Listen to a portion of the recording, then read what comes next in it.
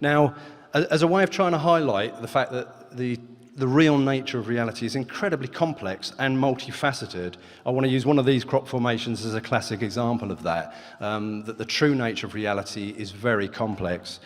Now, this is a classic example. This crop formation appeared in August 2012 near Winchester in Hampshire. And some people who look at the true nature of reality would look at that and say that life in general is equivalent to, say, that little bottom square at the bottom. Other people would look at reality and say, no, there's more than that to life. It may be equivalent to sort of the 4 squares in there. Other people would say, no, there's much more to life than that. The more research you do, the more you understand, it becomes incredibly complex.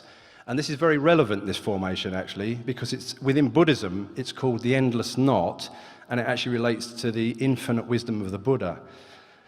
Now, there's another classic crop formation as well, which I use as a good example of understanding the complexity of the true nature of reality. This formation appeared in July of 2000, not far from the the ancient Silbury Hill near Avebury Circle. Once again, some people who look at the nature of reality say that it's very simple. It's just basically a square in a circle. Other people would look at it and say, no, it's a bit more than that. There's 4 squares within the circle.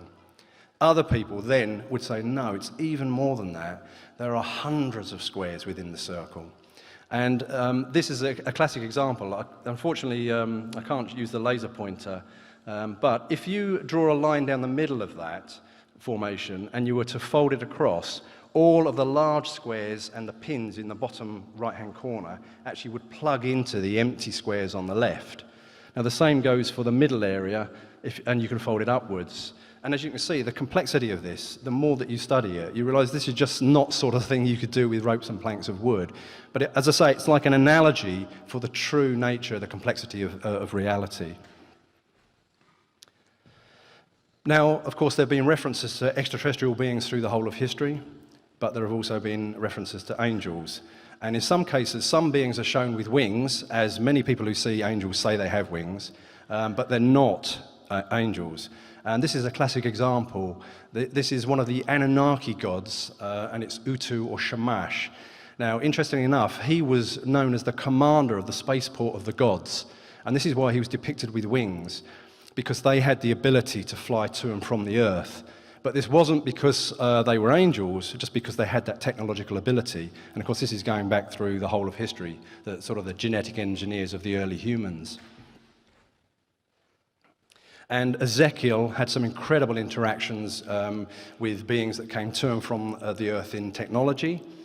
And the Hindu Vedas, the ancient Hindu texts, speak about the gods coming to and from the earth in the Vimana, the flying craft of the sky. But also, through history and in the religious texts, there are references to divine beings, spiritual beings. And we may know these as saints, or avatars, or ascended masters. But certainly within the Buddhist tradition, they're known as bodhisattvas. And these are beings that have had many incarnations on earth, and they've reached a point of enlightenment where they don't need to incarnate anymore. They can move beyond the karmic wheel, and they don't have to return back to earth. But they choose to do so because they want to help other souls on their journey of enlightenment as well. This is very much about advanced souls incarnating onto earth. And I think that's very relevant within the Buddhist tradition.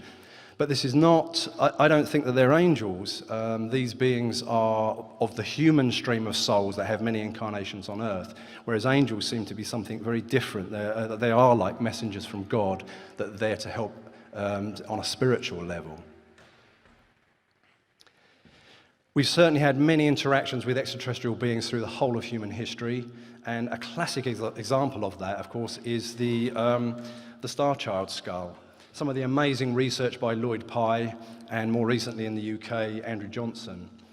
Now, the studies that they did, the tests they did in the laboratory of the DNA of the Starchild skull, and that's a copy on the left, when they looked at the mitochondrial DNA, e.g. from the mother, and the nuclear DNA, e.g. from the father, and the components of the Starchild skull was unlike anything else previously seen on Earth. And in fact, there's something like 25 points of difference between the Starchild skull and the human skull. As an example, they were talking about, the distance between, say, like Neanderthal man to human is from here to Paris, whereas the Starchild skull is something like here to the moon in difference. Basically, the point is, with that, it came to the conclusion that the Starchild skull was extraterrestrial, and yet that is 900 years old. So once again, this highlights the fact that these beings have been interacting with us for hundreds and certainly thousands of years. Now, the more that you actually look at the extraterrestrial reality and the different beings that are interacting with us, of course, one of the beings that are spoken of very often are the reptilians. Now, what is really interesting is that in 1981 and onwards, Dr. Dale Russell, who's a paleontologist at the Canadian Museum of Nature in Ottawa, he was actually looking at not the extraterrestrial reality, but he was looking at what would have happened if the dinosaurs on Earth had continued to evolve and hadn't been wiped out 65 million years ago with the asteroid impact. And it's really interesting that he actually sort of studied particularly the Stenonychosaurus, which was an intelligent dinosaur with forward-looking eyes and opposable thumbs, a bit like the Velociraptor. And he actually came up with this as an example of what would be the evolution of that dinosaur if they hadn't have been wiped out. But of course, that's quite shocking when you actually see that image.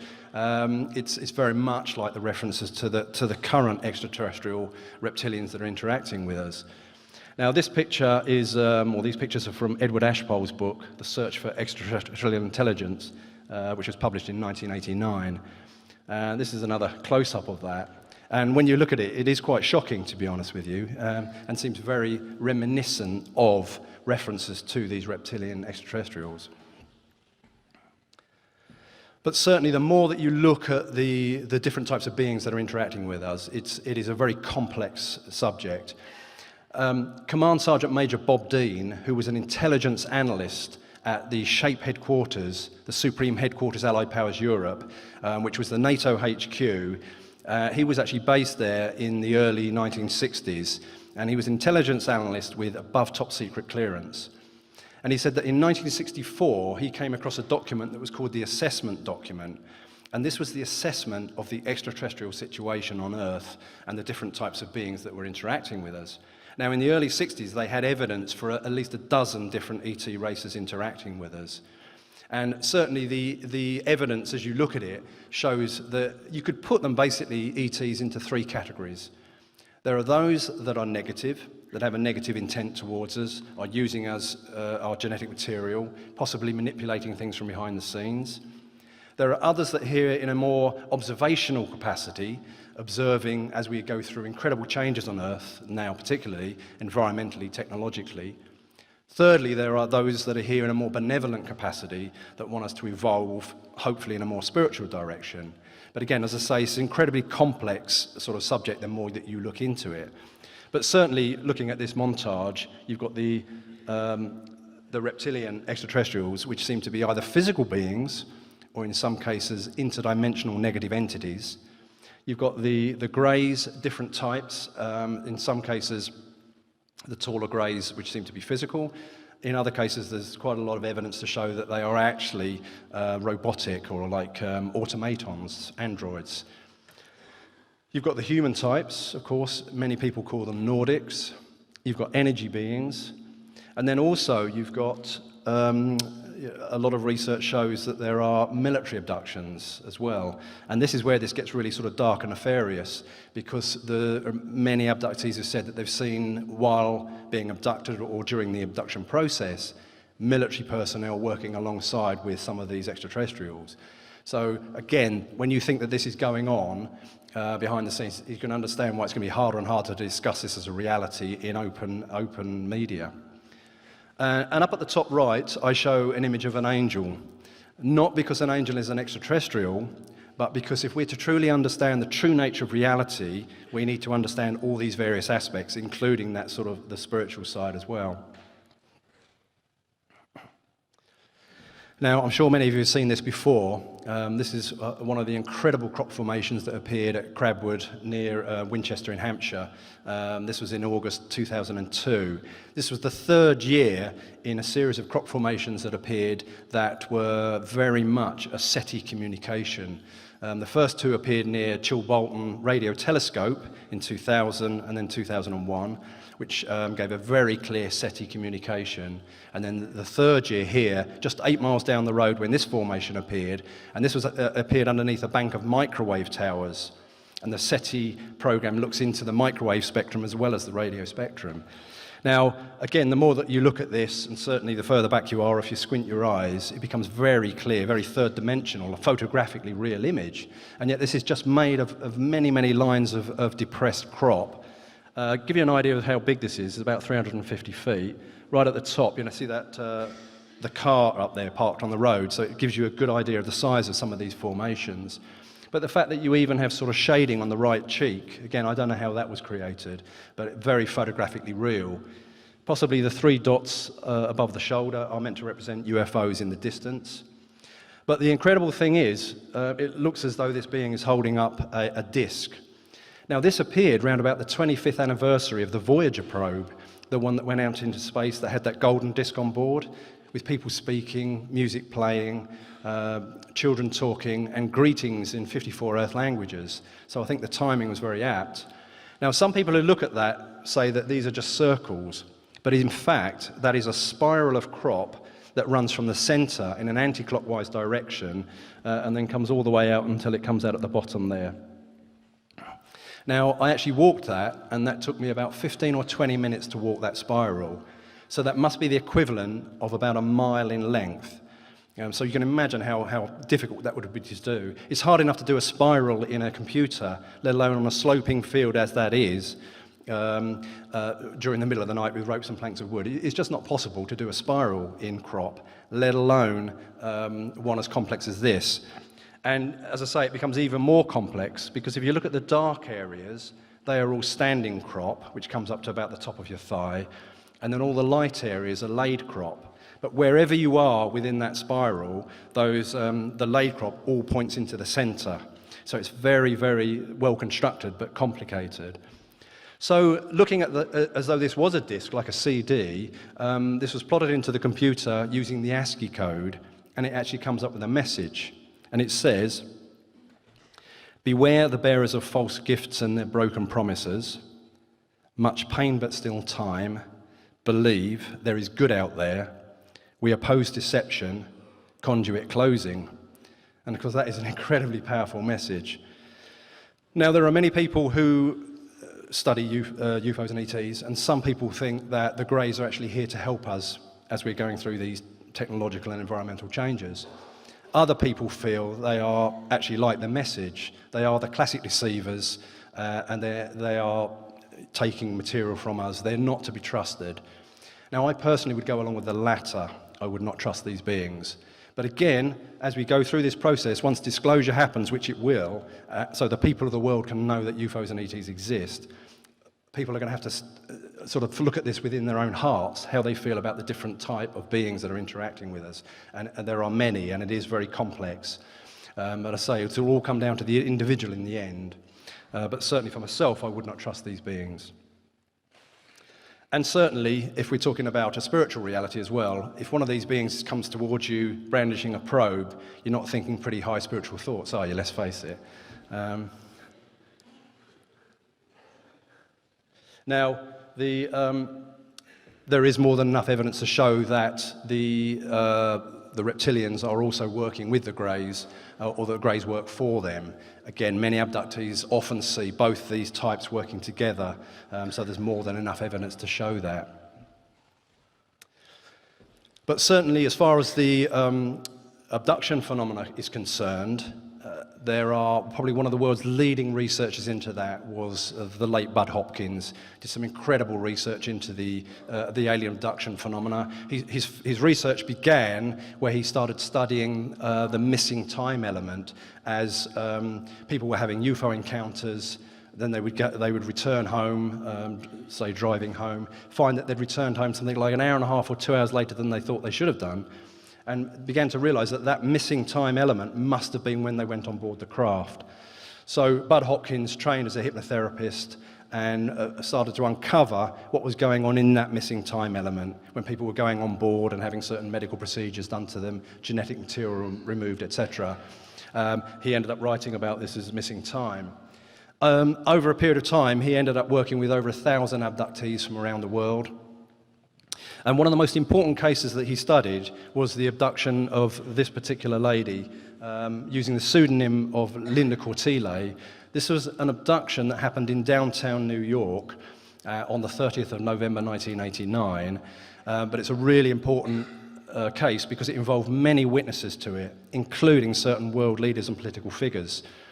Now, Bud was already working at that time, was already working with Linda as an abductee. She'd been abducted over her life, and it was now happening to her children. So, she was getting more and more concerned about this. So about 3 o'clock in the morning on the 30th of November 89, she had the abduction.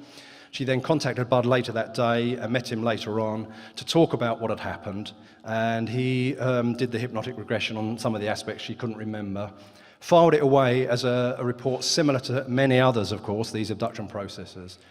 But what was amazing is, over the next few weeks and months, Bud was then contacted by various people from different places within New York that had actually seen this abduction. And it started to build up this incredible case known as the Witness case, or the Brooklyn Bridge abduction case. Now, just to give you an idea of where this actually occurred, this is a picture that I took of downtown New York, strangely enough from one of the Twin Towers actually. But where it happened is, again, I can't point the laser, but if you look at those brown buildings to the left of the Brooklyn Bridge, 3 o'clock in the morning, 30 November 1989, suddenly within that area all the power cut out, lights went out, but then the engines and cars were cutting out as well, so cars were grinding to a halt. This often happens with UFO interactions. They can actually cut the electrical fields of things like cars, houses, or even military bases. But anyway, the cars would sort of grind to a halt. People were getting out of their cars wondering what was going on, when suddenly they saw a bright UFO hovering over one of these buildings. Then a beam of light shining down. 4 little figures came out of the 12th floor apartment where she lived. They were initially curled up in a fetal position, which is really strange, and many of the witnesses were saying this. Again, this is something you just wouldn't make up, but they were all corroborating that fact. They then straightened up, beamed up into the craft. The craft then took off, flew over the Brooklyn Bridge, and then dropped into the East River beyond. Again, people in a state of shock, as you can imagine, what they'd just seen. But then the lights started to come back on. People found they could start their cars and continue with their journey in that state of shock. Now, as I say, Bud was contacted by many different witnesses from that. One of them was a lady known as Janet Kimball. Now, she was driving from Brooklyn into downtown New York over the Brooklyn Bridge when the same thing happened to her. She said the power cut out, the car engines cut out, and all the cars ground to a halt on the bridge. So people were actually getting out of their cars, as you can imagine, wondering what on earth was going on, when suddenly they looked down, and her top drawing shows, as she looked through the structure of the Brooklyn Bridge, she saw this bright illuminated UFO. The second drawing shows the 4 little figures curled up in that fetal position, and then the third drawing here, as they straightened up, you can see the 4 figures there with the human, the lady in the middle, and what are 3 greys around the outside. They then beamed up into the craft. The craft then took off, came up, flew over the Brooklyn Bridge. She said she actually felt static electricity as it passed over. Her hair stood on end, and then the craft dropped into the river beyond. Once again, eventually the lights came back on, and people found they could start their cars and continue with their journey in that state of shock. Now, this is where this stepped up to a much higher level. On the 30th of November 1989 was a really important day in world politics. This is the time when the Berlin Wall itself was actually falling. The Russian state was collapsing. There were major things happening around the world. On that very day, President Gorbachev met Pope John Paul II, and this is the first time a Russian president had actually met a pope in about 70 years.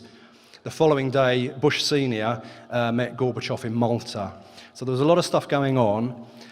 So leading up, the night before this, there was a big meeting happening at the United Nations building involving certain world leaders and political figures. And the meetings went into the early hours of the morning when they left it in a cavalcade of black limousines driving from the UN building to go down to the southern tip of Manhattan where they were staying on Governor's Island. And the same thing is, they actually got caught up with this as well. So they tend not to use bridges or expressways for security reasons, so they were on street level, much closer to this when this happened. And same thing, the lights went out, the engines cut out on this cavalcade of black limousines, and this was involving people like Lech Wałęsa, the Polish leader, and the UN Secretary General were involved in this cavalcade. The cars cut out. These drawings here have come from a guy called Richard, and from research it showed that he was actually the NSA guy, the National Security Agent guarding the UN Secretary General when this happened. They were much closer, so they could see the craft right above them as they ground to a halt in their cars. Initially, as he drew, because he contacted Bud about this, Bud being a well-known figure on this subject in New York. And his drawing, as other people did as well, showed them initially curled up in that fetal position, which again was really strange. Then they straightened up, all facing in their general direction, and then they beamed up into the craft. The craft then took off and then flew off over the bridge and into the river beyond. Now, in fact, there's a lot more to this story than I'm telling you here. It's a very deep, incredible story, but just the general feeling is that what happened here was this was a demonstration that was done there to let these world leaders know that this is a reality. So behind the scenes, they were fully aware of this, and as you can well imagine what they would have spoken about behind the scenes. Even though this doesn't come out in the mainstream media, they'll certainly still be talking about it. They showed the ability of these beings, and that it was definitely a demonstration. Now, the more that you look into the UFO and ET reality, it's very clear that there are, as I mentioned at the beginning of the talk, it's sort of some of the things that happen definitely go beyond our taught laws of physics. And this is part of the problem when discussing UFO interactions within mainstream society and science. Some incredible things that happen. Obviously, the implants, and I'll just mention that again in a minute, where many abductees show that they have small metal implants within their body, which seem to be tracking devices. This, again, is much easier to discuss nowadays, now that we're tracking and tagging or implanting our own animals and pets, etc. You've got the scoop marks on the body where the flesh is removed with no scarring or scab. It's believed that that is using genetic material to cover the implant so you don't have inflammatory response. The missing time element, as ever, many abductees that have that missing time, and they have this sort of hypnotic sort of block for what actually occurred, which is often when masked memories are used as though the person had something different that happened to them rather than a UFO encounter. And very relevant to the case that I just spoke about is the fact that many abductees are transported through solid objects. You can either be beamed through a window, through a roof, a ceiling, or even the metal roof of a car. And Linda Cortile, in the case I just spoke about, she was actually on the 12th floor apartment. She was beamed through the glass of her window, but she also had a metal grill on the window so that when the windows were open, the children wouldn't fall out. So she felt herself pass through the glass and the metal of that. This again boggles the mind of what sort of physics we're talking about here. Possibly, certainly, quantum theory is starting to look more into this in a way, in the fact that at subatomic level, it's recognized that everything is energy. In fact, nothing really is solid. So that starts to make more sense in a way when you're talking about this type of interaction. You've got the missing pregnancies that come with abduction, and of course the psychological trauma that comes with that as well. Translocation, similar to the other one, where people can be driving along in a car, they'll have a UFO interaction, and then the next thing they find that they're on another road, sort of groggy, and realise they're in a completely different location. I've spoken to people that this has happened to, and the car, it's as though they and the car has all been transported to this new location. You've certainly got the waking up in bed in the wrong clothes or with muddy feet or outside their locked house, the compulsion to go to a certain location, even if they're afraid to do so, and burns and nausea that can come from close proximity to landed craft. All of these things adding weight to the evidence of these interactions that are happening. Now, certainly as far as the implant process is concerned, some incredible research by the late Dr. Roger Lear. He was a podiatric surgeon from California, did some amazing work working with abductees, where he actually worked with 17 abductees, removing about 20 implants, one of those up on the top right, as you can see. They found on laboratory research that the implants themselves were coated in what was like keratin. And keratin is the stuff that our skin or our nails or our hair is made of. So the general feeling was that they were coating it in the person's own genetic material so that they didn't have the inflammatory response. This is something that Dr. Roger Lear said. It is really unusual. Any foreign object within the body will always have inflammatory response. I mean, if you think of getting a splinter, you know yourselves how the body inflames. And yet they didn't have any inflammatory response. Some of these implants were actually linked into the nerves within the body. When they actually looked at the metal components, they were made of different types of metals in a way constructed in a way that we don't normally see on Earth. And they also had an isotopic ratio that did not come from Earth. So this was showing that these implants are of an extraterrestrial origin. And it backed up the fact that the belief is that they are used as tracking devices, possibly to register the metabolism of a person, or even a little bit more scary, possibly as a remote influencing device. Now, another area, when we're talking about the extraterrestrial reality, rather than the spiritual reality, of course, is the... there you go, that's scary. That's what happens with a scary subject. Look. The animal and cattle mutilations, of course, and one of the world's leading researchers into the animal mutilations, as we know, is Linda Moulton Howe. In this country, people like David Caton and Rich Hall done a huge amount of research into this, showing that these animals are not predated. This is the wounds from these animals is not from predation, and it's very much surgically precise what's happening to these beings and the removal of certain organs, etc. Now, in Colonel Phil Corso, he was a gentleman that was working in the early 1960s at the Pentagon in the Army's Research and Development Department in what they called the Foreign Technology Division.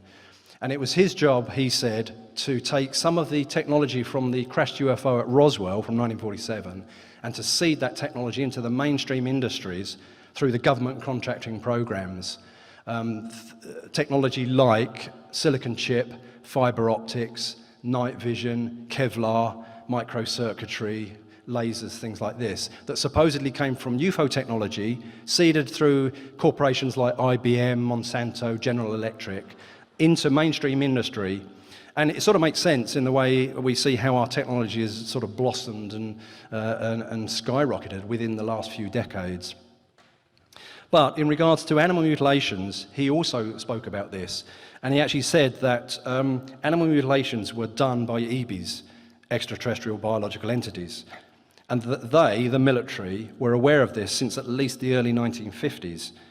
He said EBIs were harvesting the digestive, mammary, and reproductive organs, also draining all the bodily fluids and blood. Their laser surgery had virtually no inflammatory response, in a way same as the implants. The general feeling is that the ovum and fluids are used as part of the hybridization program that's going on. Now, again, I highlight this in the last few slides to highlight this sort of the ufological and extraterrestrial interactions in this particular case are very much to do with the physical, genetic material and the use of genetic material as part of that hybridization program. Once again, this isn't what I would regard as a sort of divine or holy or spiritual interactions. Now, to then highlight that side of things, what is incredible, I've been researching the crop formations for 19, 20 years in depth, was part of one of the early research groups where we used to take material from crop formations, sending them to be tested in the States, and finding out that many of the genuine formations were going through a change in their cellular structure. This is not created by guys with ropes and planks of wood, the genuine formations. Although nowadays there's a lot more hoaxes, unfortunately. But if we're to talk about a sort of a high divine or spiritual reality, what is amazing is that over the years, some of the crop formations also highlighted this as well. And this was a classic example of that. This amazing formation appeared on the 7th of July 2007 in the East Field in Alton Barnes in Wiltshire. And this was one of the mecca places where some of the most amazing formations appeared over about a 30-year period, really. This is the classic example. This is a massive formation. It's about 1,000 feet long by 500 feet wide. And in fact, if you look up at the top left, you'll see two little dots walking down the tram line. There are people walking into that. This formation is about the same size as the Eiffel Tower. It's absolutely vast. But what's incredible is when this appeared, there were a group of people doing a night watch, and they were using ordinary cameras and infrared cameras, looking down at that field, and there was nothing there. Then basically during the night, it got dark, completely dark, and at the middle of the night, there was a bright flash of light which illuminated the whole of the valley, and it actually sent an electromagnetic spike into the infrared camera. As it then started to get light, which was only about an hour and a half time frame at that time of year, they could then see this massive formation there. Generally, they felt that the formation appeared probably in a matter of minutes. So what is amazing, though, if you look from this side, as you look at that formation, it actually is the symbol that relates to Om. And Om relates to the total consciousness of God, everything there ever was, is, and shall be. From waking consciousness to dreaming consciousness to sleeping consciousness. But also, the fact that this appeared on the 7th of July 2007, that is 777. Now in numerology, 777 relates to the ascension process. And we're talking the ascension, like the ascension of Christ to a higher dimensional level. So this is an amazingly powerful formation that appeared in a flash of light relating to the consciousness of God and the ascension process. So if you look at the formation like that, as you can see, it's very much like the Om symbol. But the Om also relates to the self, to the eternal self, where you have like the lower self based out of the solar plexus chakra in the middle there, and then you have up to the crown chakra, and then beyond the dot that represents the eternal self or the higher self. So this was an amazing formation. I mean, there'd been many others, but this one was really taking this up to a high level, trying to acknowledge a divine consciousness of God in all things, the ascension process, but also the eternal self as well. So the following year, as if to also acknowledge this sort of higher spiritual reality, this amazing crucifix appeared. This appeared on the 14th of August 2008 near Etchelhampton, which is near Devizes in Wiltshire. And as you look at that, and the more you study that, the more complex it is. But you'll see it's incredibly accurate and beautiful, basically to the millimetre. Over the years, there have been many formations that have appeared that represent different religious symbols as well. Even the Tree of Life in the Kabbalah appeared.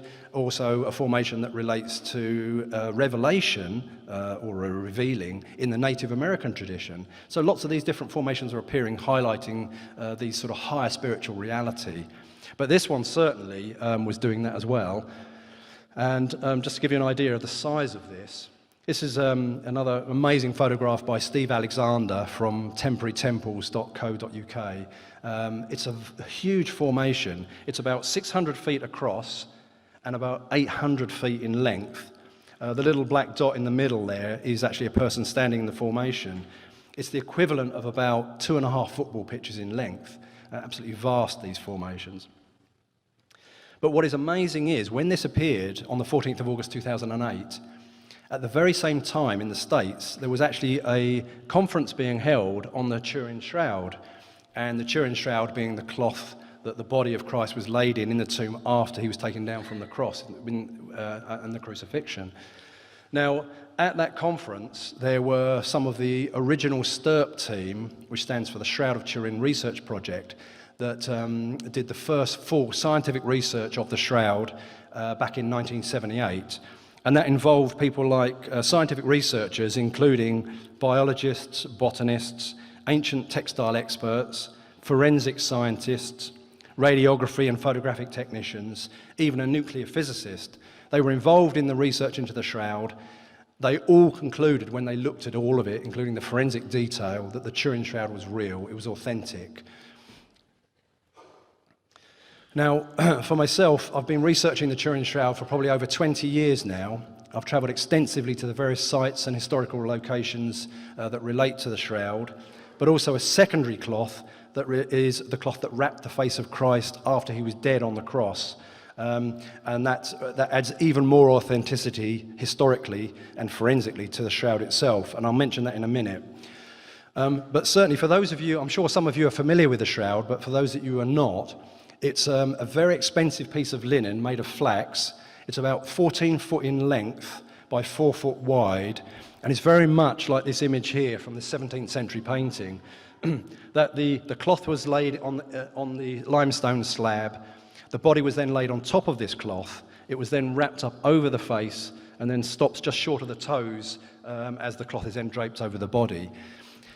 Now, what is amazing is, I mentioned the fact that there was this Shroud conference happening at the same time as that crucifix appeared. 2 years later, in 2010, there was an actual exposition of the Turin Shroud in Turin at the cathedral. And just after that, there were another couple of formations that appeared that also made highlight to the shroud itself, and I'll show you those in a second. So this is inside the nave of the cathedral in Turin, and the shroud itself, being about 14 foot in length, is sort of laid out horizontally like that and illuminated, so that pilgrims can sort of queue up and have a look at the shroud and get as close as they can. It's estimated there were probably about 2 million pilgrims that came to see the shroud in 2010, which was in April and May. But what is ironic is that that was exactly at the same time as that volcano that went off in Iceland, and which caused, of course, many, many cancellations of flights throughout the whole of Europe. So there probably would have been a lot more people that would have seen it, but they couldn't get to it because of flight cancellations. Now, just before I show you the other formations, because they're very much relevant to these images here on the cloth. Again, I'm sure some of you are familiar with this, but for those of you who are not, the cloth itself has all the blood flows on a forensic level from a body that was crucified. It's a rare AB blood, which appears only in about 3% of the population, mainly from the Middle East. And also the image itself, which is the full body image from the back of the body all the way down and the front of the body all the way on the front of the cloth, is not a painting. Despite what debunkers will tell you, this is not a painting, but it's also not a photograph, as in using camera obscura. There's no chemicals on this. The image itself is superficial in the extreme, and it's actually created by, what is believed it was created by a milliburst of radiation at the moment of resurrection. Modern science cannot replicate this full image in the way that it was actually, the way it actually appears. Now, this image here is the face in colour, with the blood flows from the crown of thorns on the top of the forehead. And then on the right-hand side is the back of the head area, which is where the body is laid on the cloth, with the blood flows from the back of the crown of thorns, and then the hair and the shoulders. So as I say, the exposition of the Shroud in 2010, just a few weeks later, appeared 2 formations that also seemed to make reference to it, and that's when these 2 appeared. Now, this was in a more unusual area. Most of the complex formations appeared in the Wiltshire-Hampshire area over that 30-odd years, as well as all around the world, but mainly in that area in southern Britain. This appeared in West Berkshire, these 2 formations, but they very much were referring to the Shroud. What is interesting is they actually appeared, one appeared on this side and one on the other side of the M4 motorway, and you can see the size of the trucks, give you an idea of the size of the formations themselves. But at the bottom is the face image. Again, it's superficial in the extreme, like the actual image itself. It's very subtle as you look at it. The front of the face image, and then across the other side of the motorway was the back of the head area that I just showed you as well. And the general feeling is what it was trying to do was to highlight, by having on both sides of the motorway, that it is relevant also to the fact that there's this front image and the back image on the Shroud. So if you look at this is the subtle image of the face here, and then across the other side of the motorway was the image that relates to the back of the head, where you've got the blood flows from the crown of thorns and the blood flowing into the hair or the ponytail at the back. Now, what is interesting is that just down the road from where this formation appeared, there's a small village called World's End. I don't know if it's trying to tell us something by that, but in the times that we're in. But what is also interesting is right next to World's End is another village called Peasmore. Peasmore has a military base, and there are whistleblowers that have spoken out who worked there saying that there is a deep underground military base at Peasmore, and in that there are military personnel working in conjunction with some extraterrestrials, and what they're doing is creating what they call PGLFs, which stands for programmable life forms. So again, this goes back to like the military abduction process. There are these teams of military personnel working in conjunction with extraterrestrials, creating these beings. And of course, this is similar to the operations that were happening in Dulce in New Mexico at the underground deep base there as well. Again, this is very dark and nefarious, and this is the sort of thing I'm sure that once disclosure happens, this is not going to be wanted to discuss these things that have been going on for decades, basically.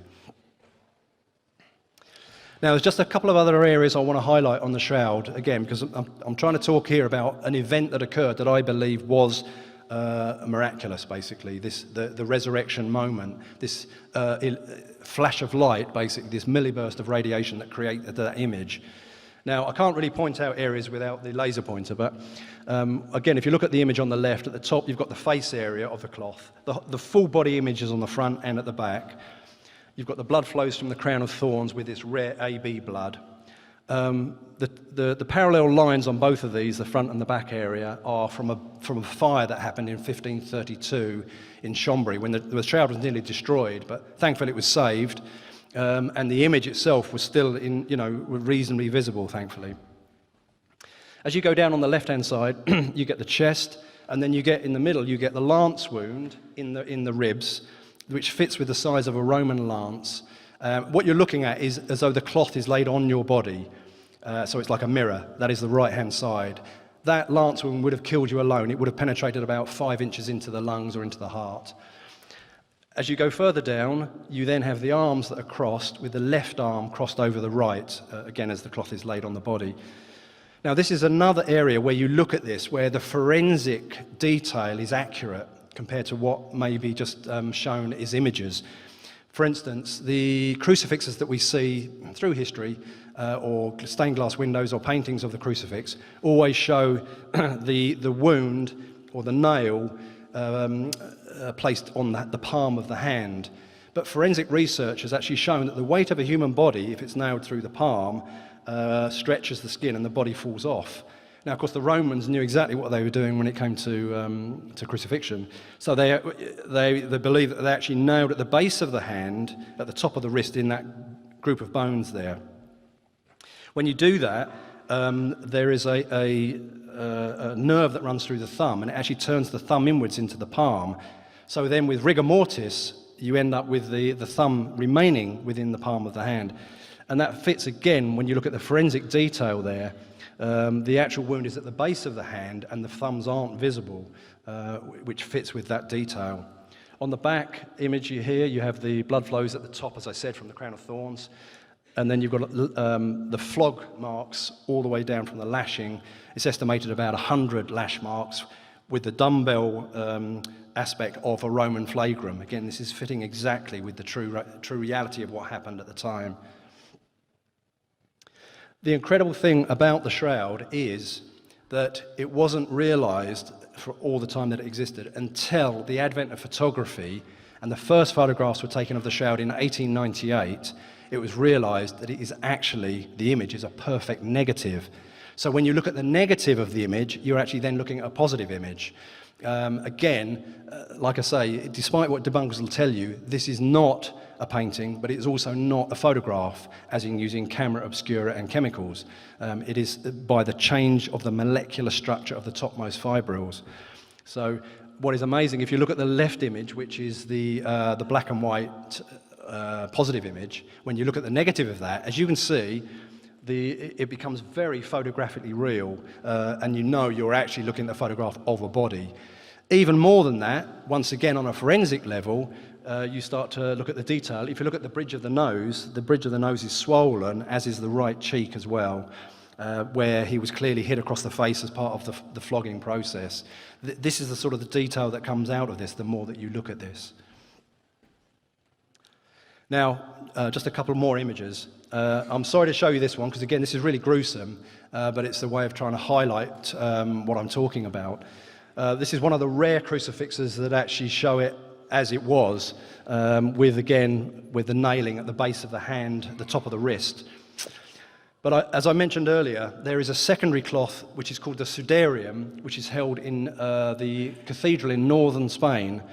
And this cloth has a historical accuracy and traceability all the way back to the time of Christ. This cloth is believed to be the cloth that actually wrapped the face of Christ after he was dead on the crucifix. Now, again, this is the sort of thing that was done, through history, basically. If a person dies, we do now. If somebody in a car accident, somebody will draw a coat over somebody. If someone dies in a hospital, they'll draw a sheet or a blanket over them. So it's as though at that time, once it was very clear that he was dead on the cross, and you can't feign death when you're being crucified, this cloth was allowed to be put on the head. It was probably a headcloth from somebody, to protect from the sun. But the crown of thorns was not allowed to be removed, exactly as you'd expect. The Roman soldiers wouldn't allow that at that time. Now, I'll just show you what that cloth is. The cloth itself was wrapped from the back of the head all the way around to the front of the face. It came to an obstruction, which was probably the matted, bloody hair to the right. It was turned back on itself, folded in, and then pinned to the hair. Now, this is the cloth itself, and this is very relevant to what I'm talking about within the talk. It's quite confusing if you haven't seen it. I mean, in fact, there's a lot of people who are part of research into the Turin Shroud are only just starting to understand this. And it's the way it is. The point of this is that it has exactly the same blood flows as are on the shroud. This wrapped the same person that's on the shroud. It's got that rare AB blood, same as the shroud. It's got pollens on it that come from its whole journey, which was from, it's mentioned in the Gospel of John a few times in the first few hundred years. And then in 614 AD, this cloth was taken with an ark of other relics out through North Africa up into Spain. And it has the same pollens as are on the shroud that also come from Palestine around Jerusalem as well, not just from Europe.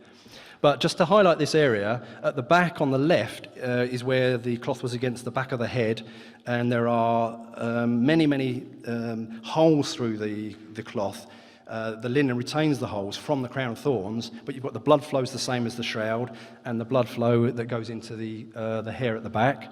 As it folds round to the front, on the top there, you've got the blood flows from the crown of thorns, exactly the same as the shroud. You've got blood flow coming out of the nose and the mouth, and then the fluids down into the double beard. Then in the middle, you have that crease, and that's when it was turned back on itself. Then on the right of that is the butterfly effect, where the fluids came right through the double layer of cloth. And then there's a lot of dirt on this side, where the body after the crucifixion was obviously laid on the ground, face down, as the nails were removed. This horrendous stuff. Then it was taken to the tomb and then laid in the actual shroud itself. Now, as I say, there are references to this cloth, and they both fit the same person. And this is important when looking at shroud studies as well, because the two are connected.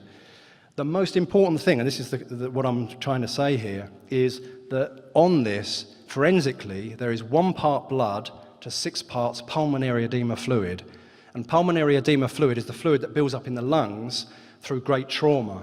Things like the flogging or the agony of crucifixion, the fluids flow into the lungs until basically you drown, you asphyxiate. So this, on a forensic level, is showing that Christ was dead on the cross. Therefore, the image that came from the resurrection came from a dead body. The illumination, the light, the resurrection was from a dead body. He didn't survive the crucifixion. And this is why this is important when you put these two cloths together. Now, the reason I'm talking about this is to try and highlight the fact that miracles can and do happen. And certainly, when you look at the interactions that have happened, particularly in South America, many contactees that have actually had contact situations with human-type ETs, they've actually said, being sort of a country with a high Catholic population, they've actually said to these human-type ETs, are you aware of Jesus? And many of them have said, yes, we are aware of him, but he is a divine, holy being, not an extraterrestrial, which is interesting. Now, these are photographs that I took of the Shroud. This was in 2006 in the cathedral. Normally, the right-hand side would be above that, vertically, sorry. But again, the more you look at that, the more you realise you're looking actually at a photograph of a body. It's very clear, including all the marks, etc. on it. Now, for me, talking of the interaction of a holy being, a divine being, incarnate, rather than an extraterrestrial physical interaction, I think this would also apply to other worlds as well. So it's not just on planet Earth where we have these interactions, ET, divine and angelic as well, which I'll talk about in a second, but on other worlds too. It's becoming very clear that the universe is teeming in life. We have many different races of ET visiting us, advanced civilizations. The extrasolar planetary count now is up to like 3,500 other planets have been discovered in the close neighborhood.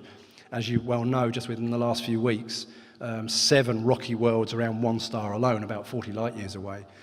So I feel that the universe will be full of life, from microbiological, certainly, but up through advanced civilizations. If there are other worlds like this, where we have war, strife, deception, lies, fear, sadness, and things that go on this world, you will have divine souls that incarnate into those worlds to try and help people. You will also have angels that are there to try and help those souls on a soul journey rather than the physical journey. And this is very much what Monsignor Corrado Balducci of the Vatican Commission that was looking into the UFO and ET reality also said. He said it's important that people realise that ETs are like us. They're physical, you can touch them, but that there is also a spiritual reality too. Excuse me. Now, Monsignor Corrado Balducci was a leading theologian in the Vatican, and he was also, interestingly enough, one of their expert exorcist priests as well. He spoke out openly on Italian mainstream TV, the same as our mainstream TVs in this country, about the fact that he was on this Vatican Commission looking into extraterrestrial encounters.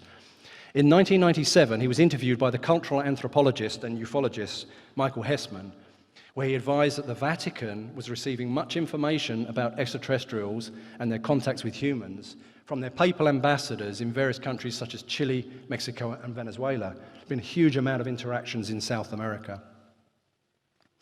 Father Balducci said that he was on the Vatican Commission looking into extraterrestrial encounters and how to cope with the emerging awareness of the reality of extraterrestrial contact.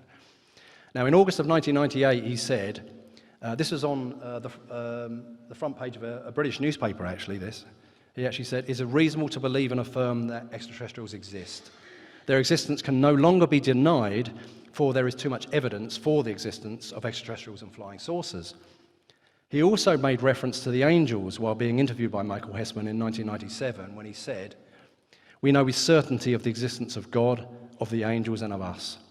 The angels, God's messengers, have always concerned themselves with humanity, and it is certain they are still doing this today. Each human being has his or her own guardian angel that follows him or her everywhere. Thus, the angels help humans to better themselves, wholly affecting us through inspiration. There are visible appearances of angels." Now, the more you look into the subject, there have been interactions, again, as I say, with angelic beings through the whole of human history. They're certainly mentioned in most of the major religions, from Christianity to Islam to Judaism. In fact, there's over 600 references to angels in the Bible alone. But again, there's no definitive description, because it seems that the interactions that happen are very relevant to the individual. People have seen them either with wings or without wings. They've seen them in dreams and visions, or actually in the physical. But it seems that these interactions are always at a pivotal moment within a person's life, and it'll be either as a way of protecting them, guiding them, or most particularly at the point of death, when the soul leaves the body, is when people become aware of angels as well. So this, unlike the physical aspects of ET interactions, this seems to be very relevant to the soul and the soul journey and soul evolution, these angelic interactions. There's certainly reference to the archangels, which are these incredibly powerful beings. In a biblical sense, the Archangel Michael is known as the archangel that had this great battle in heaven with the forces of darkness, the sort of battle between the light and the dark, between good and evil. and did he actually cast the serpent or the dragon down to earth? Now, once again, whether this is reference to the reptilian aspect is an interesting point. But certainly Archangel Michael is regarded as a protector of people having their own battles with dark forces, or is there to help lost souls or ghosts. And a lot of people who are doing healings often call on the help of Archangel Michael as well. Now, what is fascinating is when you actually look into the remote viewing program, many of the remote viewers were fully aware of the fact that not only that the consciousness could leave the body, of course, as part of the remote viewing program, but that there were extraterrestrials and angels as well, separate things, but that these all existed as part of their understanding. And one of those that were very much a part of that was David Morehouse. And David Morehouse's book, Psychic Warrior, which was published in 1996, he actually states that the book is the true story of the CIA's paranormal espionage program and relates to his experiences working as a US military remote viewer. Now, he said the covert program originally started with the remote viewing, but as the accuracy rates became higher, and they were getting something like 85% accuracy rates with the remote viewing program, he said it was then decided to also operate a remote influencing program. And this is where people could be influenced from a distance, military personnel, political figures, etc. He then said that he felt this was getting too nefarious, so he wanted to get out. As it says, David then wanted to get out as the operation became more nefarious. But what is interesting is, he said, via the CIA's covert remote viewing operations, David Morehouse also stated that all the members of the unit were aware of other races and species of extraterrestrials, many of whom were more advanced than us. He said, however, through all the trials, tribulations, and retaliations against him and his family from the CIA for trying to get this information to the world, he says that he was actually saved by his angel, who helped him and who he refers to many times in the book. This is actually an illustration by David from 1994 at the point that he was basically, the CIA were trying to destroy him and his family. He was suicidal. And he said at that point, he was actually saved by his angel as he was a torn and broken man and taken to a place of rest and healing. It was that interaction that made him very definite about the fact he needed to get this information to the world, which is why he then compiled the book that you just saw, Psychic Warrior. Now, if we are to look again at the spiritual reality and understand the angelic interactions, that certainly applies when you look at the near-death experiences as well, NDEs. Again, I'm sure many of you are familiar with that here. Lots of researchers have looked into that, but certainly one of the leading researchers was Dr. Raymond Moody, who in the early 1970s was working as a doctor at the accident and emergency wards in America in a hospital. And over a period of time, as people would clinically die, but then were revived afterwards, they would often talk about the fact that the soul would leave the body once they'd actually died. Again, there are references to this could just be the oxygen deprivation, etc. But the more that he studied it, he began to realize, no, there's so much more to this. The soul would leave the body. It could look down on what was going on. It could talk about when they returned. They would talk about what was happening to them surgically. And he said there's no way could they know that. They were supposed to be dead. Even more than that, the souls would often go to other rooms or wards within a hospital, and they could talk about what was happening there. And upon research, he found that it actually that was happening. So it showed that the soul was away from the body. And then most people that he spoke to then had that experience where they started to see the tunnel and a beam of light, and they were drawn into the light. And when they moved into the light, which they felt was beautiful, like a heaven realm, they were either met by their loved ones that had passed over previously to welcome them, or angels, these beings of light that were actually there to welcome them into heaven. Now, what is fascinating is, a lot of these, they felt they were actually, when they returned, they felt they were actually asked to return the soul back into the body, or they wanted to return because they felt they still had unfinished business once they returned. So, but as the studies that he did, the more that he looked into this, he realized that this must be real, because it didn't matter what religion a person was from, or whether they were even skeptical to the subject, they were still having these experiences. Something like 98% of people he spoke to about this all had that same experience. So he felt that was what literally happened when the soul left the body.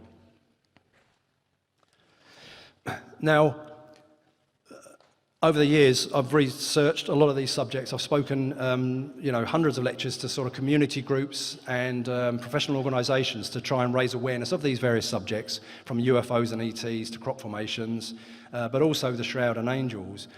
Now, what has amazed me is that the more that you talk about this subject, people, you'll find there are many people that have had experiences. As we all know, a lot of times people don't want to talk about it because of the fear of ridicule or debunking. But if they're in a supportive environment, people start to talk about it. I guarantee there'll be people in here as well that have had experiences of angels.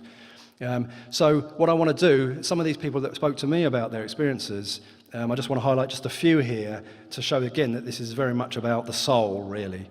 One of them is a classic. This lady spoke to me. She said in 2004, a lady had been to a conference in central London.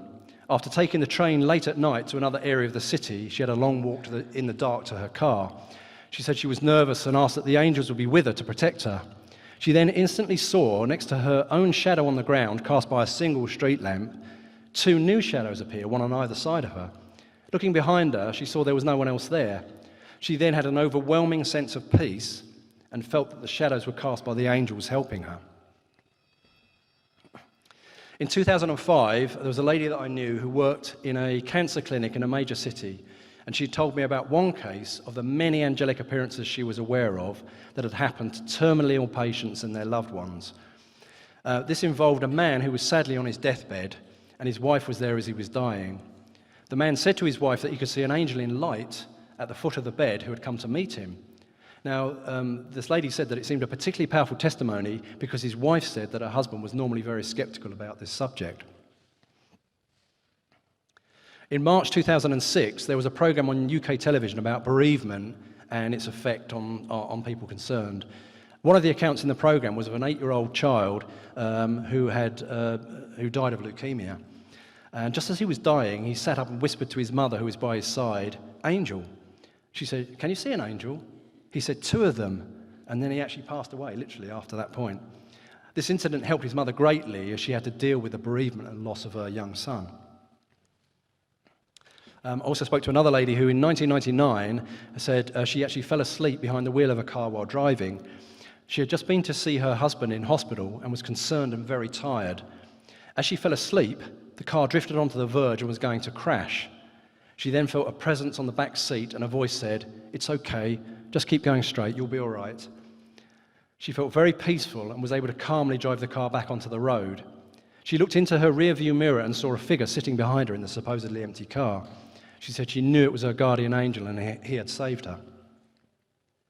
And then this one here.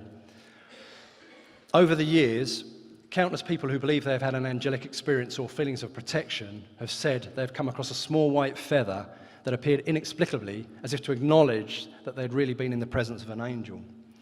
One case involved a lady in 2008 who said that her husband had just died in hospital in Somerset in the UK.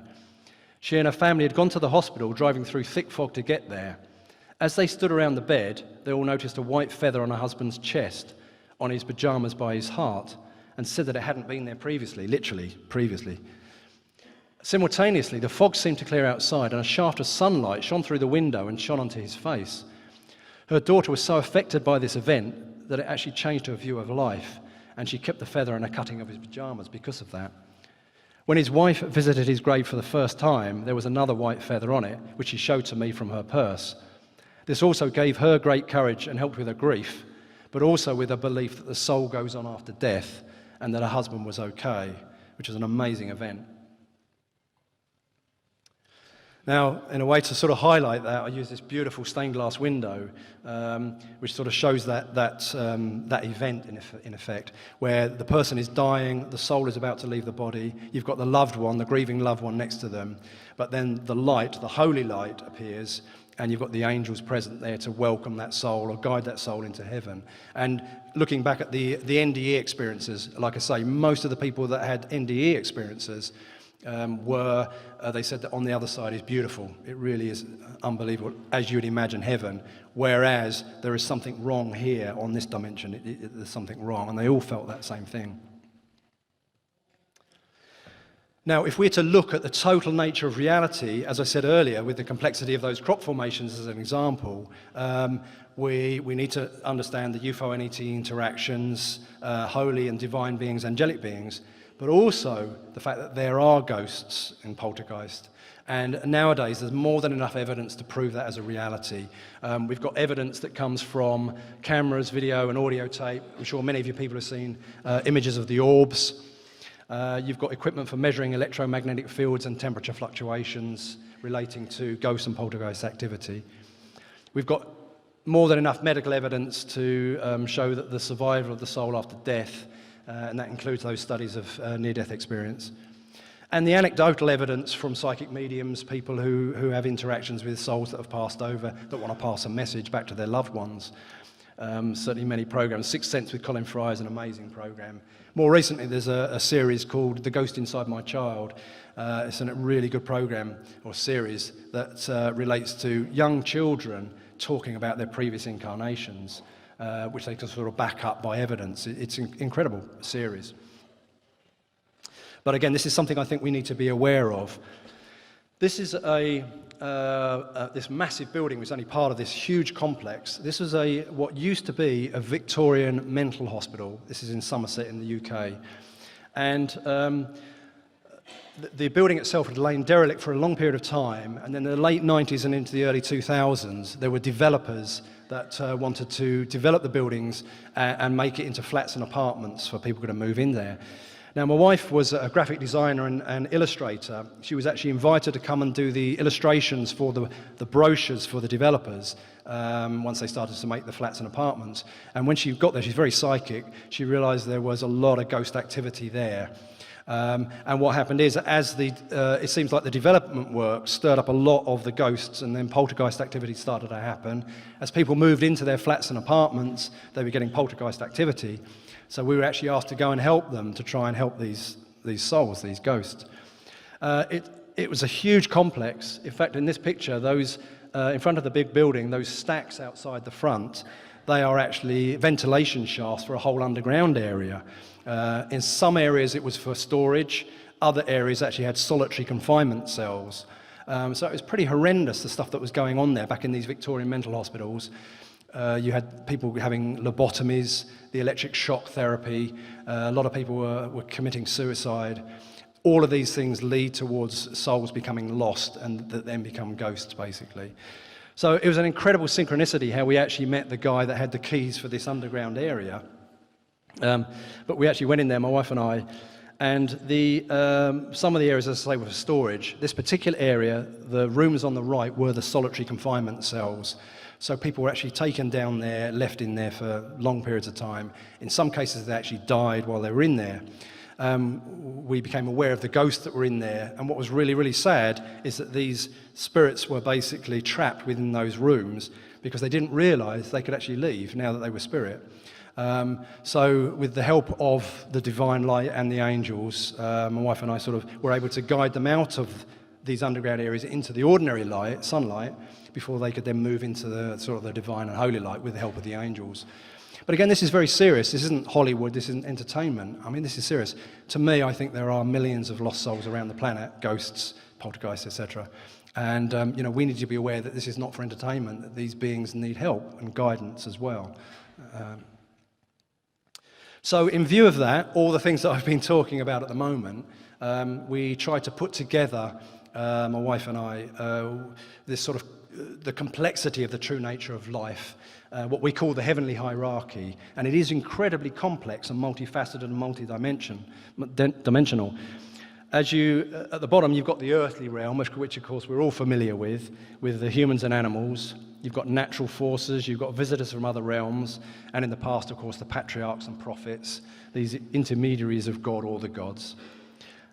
On the left, you've got the cosmos and other dimensions. You've got extraterrestrial beings, the gods with the flying technology, the creator gods, the genetic engineers of the early humans, and of course the hybrids, often known as the sort of the demigods, interdimensional beings as well. On the right-hand side, you've got the astral realms, which is basically the next dimension over, you'd call it the fourth dimension, the astral realms beyond that, where you've got the ghosts, spirits, you've got devas, which are like the elementals. transiting souls, lost souls, poltergeists, but also negative entities as well. And that's another thing we need to understand with this complex reality, is that there are negative entities, entities that try to direct people, possess people. We need to understand that as well.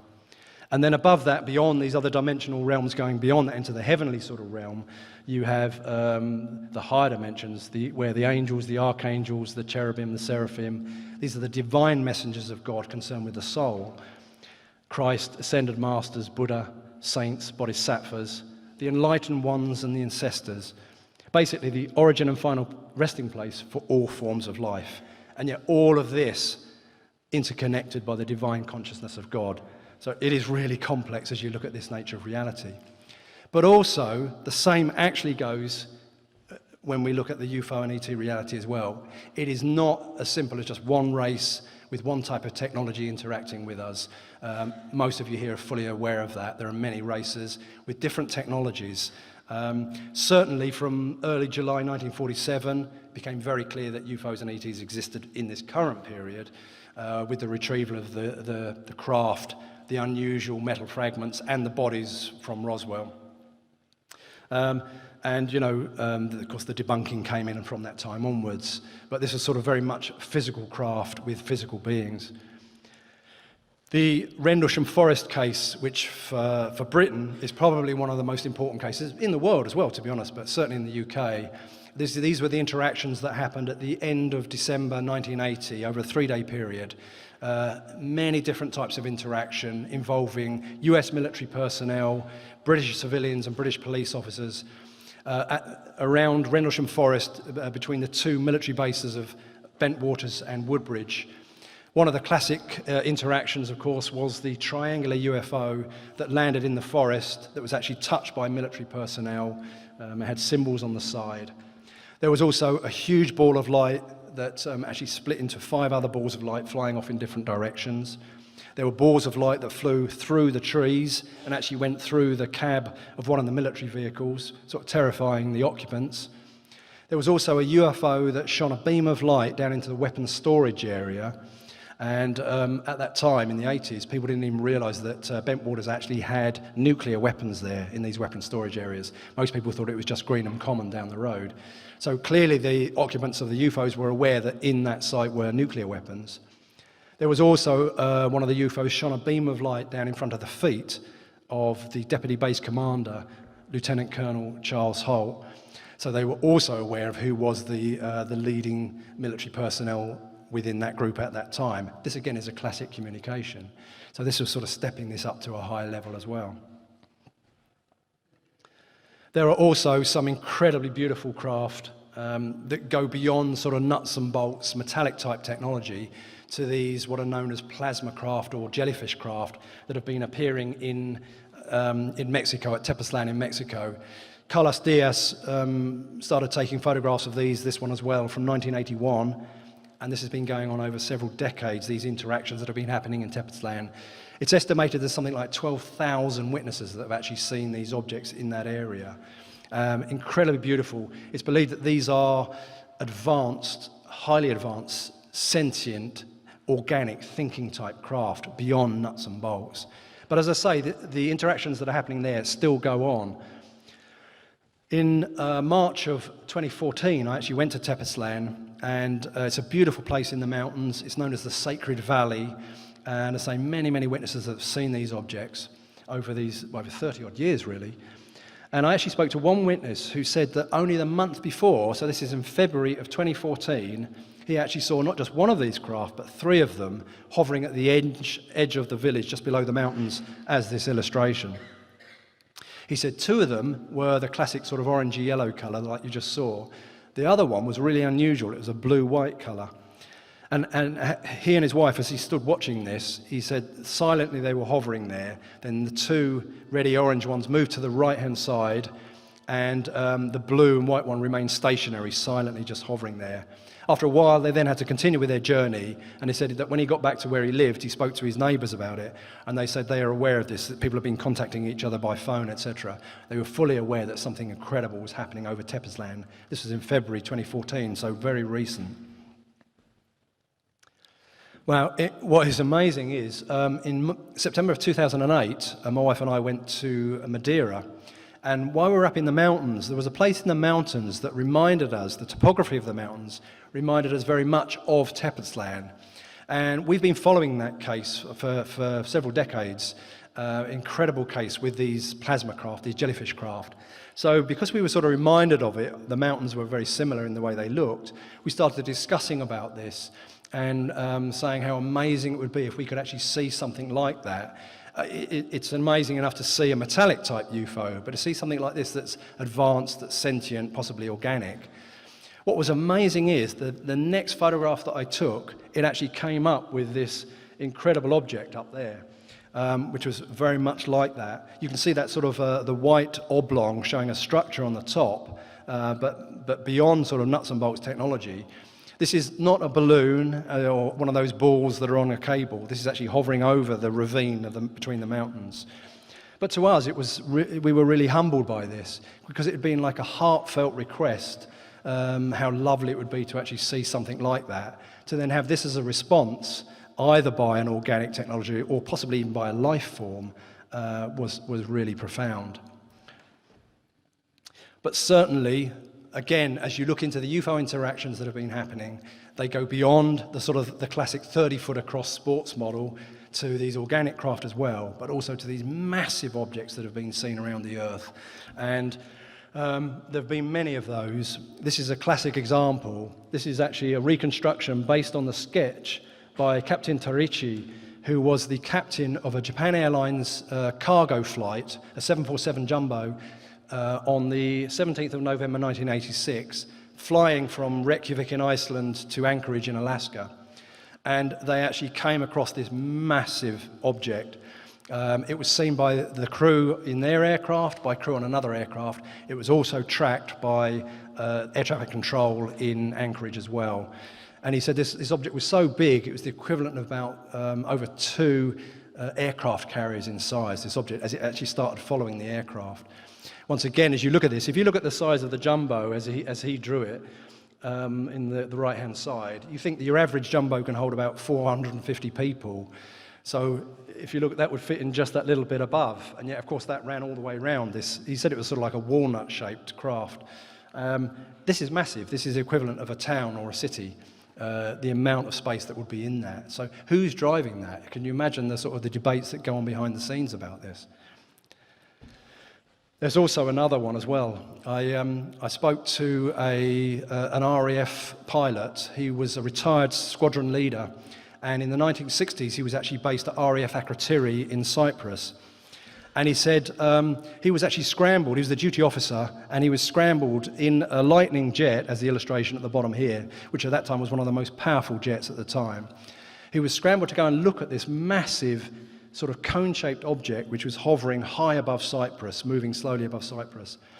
As he took off, he was given permission to go supersonic, so he said he opened up full afterburner on this powerful jet, blasted straight up, directly up. He went well past 40,000 feet, which was the official ceiling for that aircraft at the time, and he said he went up to about 60,000 feet, when at that point the air was so thin that one of the engines flamed out and the aircraft actually went into stall. At that point, he then looked up, and this object was closer, but still way above him. It was estimated that that craft was at about 168,000 feet above the Earth and was half a mile across. It's a vast object. He said as he saw it, he looked at it, he said there is no way was that made on Earth.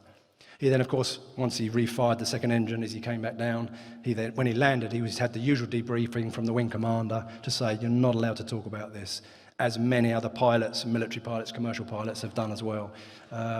So there's huge amounts of experiences out there where people have these encounters beyond just smaller craft up to these massive objects. So you can imagine, once again, behind the scenes at the sort of the top brass, or those with the need to know, the discussions that go on, you know, wondering who is it that pilot these vast cities in the sky. Okay, just leading towards the conclusion. Disclosure is close. Many people around the world feel that. There are so many people now from high levels of military and government, corporations, scientists, astronauts, pilots, that have had experiences that are pushing for this, as well as researchers around the world, that disclosure is so close to happening.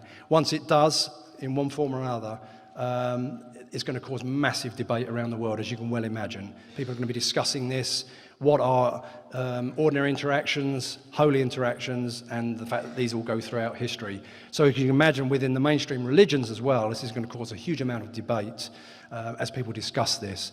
And this was if the media itself did the disclosure in an honest way, but of course that's fairly unlikely. So it's going to be pretty chaotic with these debates and conversations that are going to happen around the world once everybody knows that UFOs and ETs not only exist, but that they've been here as well through history.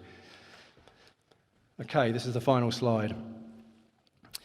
Now, this has been an incredible sort of roller coaster ride of a journey, but what I've tried to do with this is to highlight the fact that undeniably that UFOs and ETs exist and are interacting with us and have for a long period of time, but that there are also divine beings that often incarnate, live on Earth to try and help souls, but there's also the spiritual reality of angelic beings that help people, very much to do with a pivotal moment within their life that is to do with a soul evolution. So I think that it's important people realise that you can't lump all these things together. But this, with disclosure, this isn't going to be, or shouldn't be, an either-or scenario, because once again, people will find it a lot easier to take the understanding of the UFO reality if they don't have to lose their religious or spiritual beliefs, and they don't need to. We are certainly at a major time of change on Earth, and big things are happening, I think, soon. Thank you very much.